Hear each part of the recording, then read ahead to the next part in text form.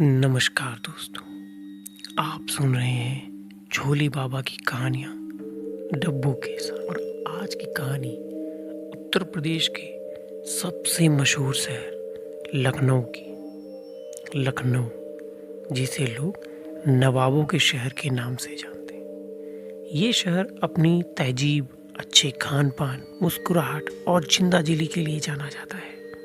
लेकिन इस शहर में कई ऐसी जगहें भी हैं जहाँ रात के बाद सुबह नहीं होती।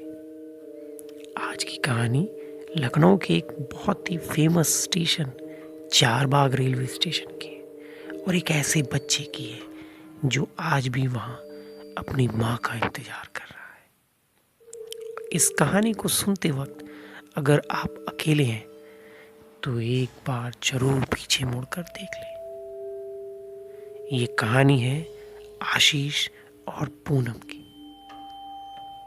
आशीष और पूनम दोनों ही झारखंड के रहने वाले हैं। दोनों कॉलेज में साथ पढ़ते थे। धीरे धीरे इनकी दोस्ती प्यार में बदल गई, पर प्यार के सपने अक्सर घर वालों को पसंद नहीं आते। इनके साथ भी ऐसा ही हुआ और फिर एक रात इन दोनों ने ये फैसला किया कि ये घर से भाग जाएंगे।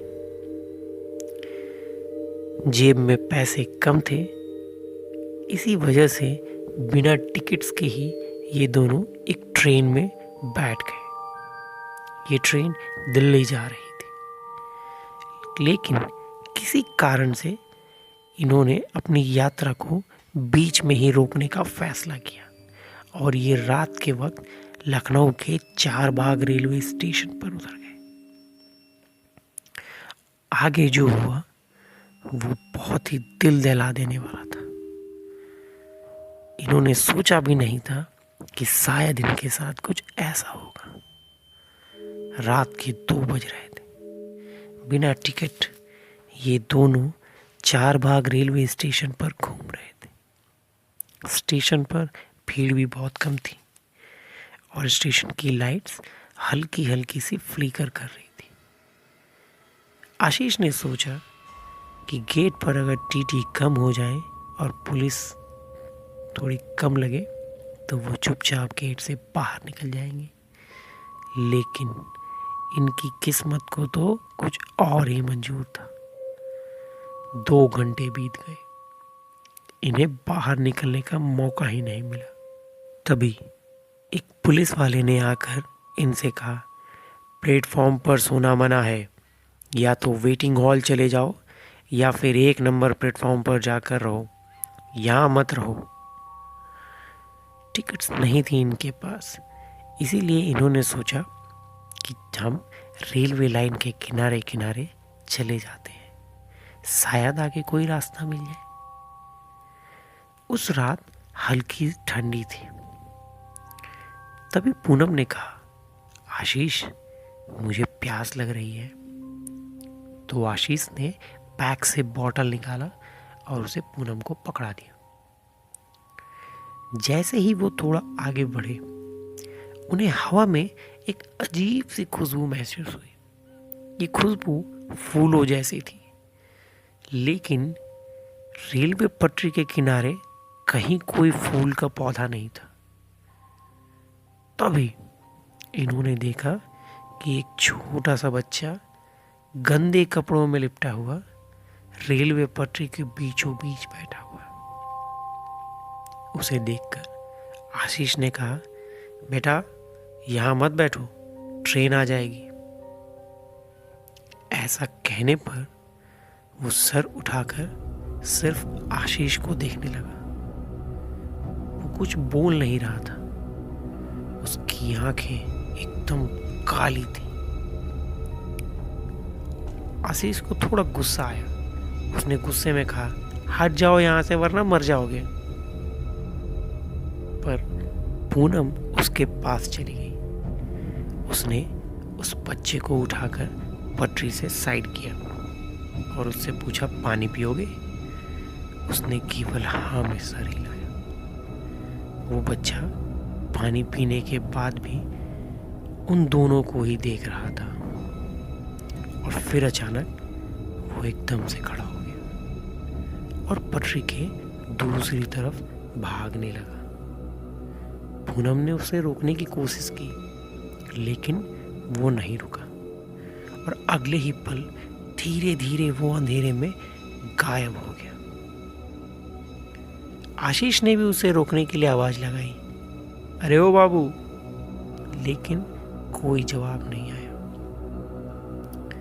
पटरी के पास से हल्की सी हंसी सुनाई दी और उस हंसी ने आशीष और पूनम दोनों के रोंगटे खड़े कर दिए। पूनम ने डर से आशीष की कलाई पकड़ ली और कांपते हुए आवाज में उसने आशीष से कहा, वो बच्चा मेरे पीछे खड़ा है आशीष। जैसे ही आशीष ने पीछे मुड़कर देखा, वहां कोई भी नहीं था और तभी अचानक स्टेशन की सारी लाइट्स, आसपास की सारी लाइट्स कुछ सेकंड्स के लिए बंद हो गई। चारों तरफ एकदम सन्नाटा छा गया और तभी किसी ने धीरे से कहा, पानी ठंडा था। ये सुनकर आशीष की सांसें रुक गई, क्योंकि ये आवाज पूनम की नहीं थी। और फिर अगले ही पल सारी लाइट्स एक साथ ऑन हो गई, लेकिन अब आशीष की कलाई खाली थी, क्योंकि पूनम वहां नहीं थी। आशीष पागलों के जैसे उसे ढूंढने लगा, चिल्लाने लगा, भागने लगा, लेकिन पूनम उसे कहीं नहीं दिखाई दी। तभी उसे एक बुढ़ा चाय वाला दिखाई दिया, जो अपनी चाय की बाल्टी लिए शायद रेलवे पटरी के किनारे होते हुए स्टेशन जा रहा था। आशीष ने उसे सारी बात बताई और उसकी बात सुनकर वो बुढ़ा बोला, बेटा, इस वक्त यहाँ कोई बच्चा नहीं होता। तब आशीष का सर चकराने लगा। उसने बोला, क्या मतलब? तब उसने धीरे से बोला, कई साल पहले एक बच्चा यहाँ पटरी पर कट गया था। वो आज भी अपनी माँ का इंतजार करता है, जो उसे रात में अकेले मिलता है। वो उससे पानी मांगता है और फिर उसी के साथ चला जाता है। आज भी स्टेशन पर रात के वक्त अगर कोई मिले तो वो बच्चा उससे पानी मांगता हुआ जरूर दिखता है। अगर आप भी कभी ऐसे ही किसी स्टेशन पर हों और रात के वक्त अगर आपसे भी कोई पानी मांगे, तो इस कहानी को जरूर याद रखिएगा, क्योंकि वो बच्चा आज भी प्यासा है और अकेले नहीं रहना चाहता। पूनम आज तक घर नहीं लौटी।